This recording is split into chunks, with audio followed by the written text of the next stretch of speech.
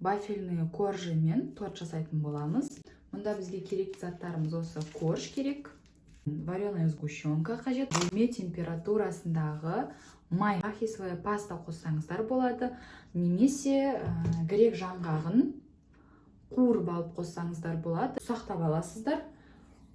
Енді қазір креміне кірісеміз. Ол үшін бізге вареная сгущенка, осының бір банкасын толық пайдаланамыз.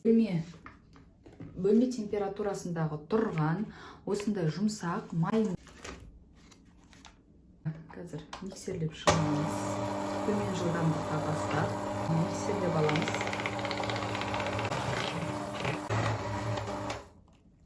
Креміміз дайын.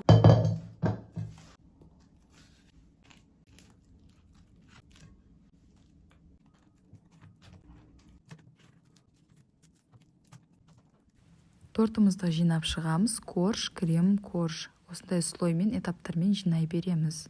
Бір слойына осы арахисовая пастаны қосамын. Мінекей пастамызды қостық. Жұқалап қана жағамын, себебі біздің пастамыз майлы. Кремнің өзі де майдан болғандықтан көп қосуға кеңес бермеймін. Корждардың арасына мен грек жаңғағын қосқаным жоқ, себебі мен арахисовая пастаны пайдаландым.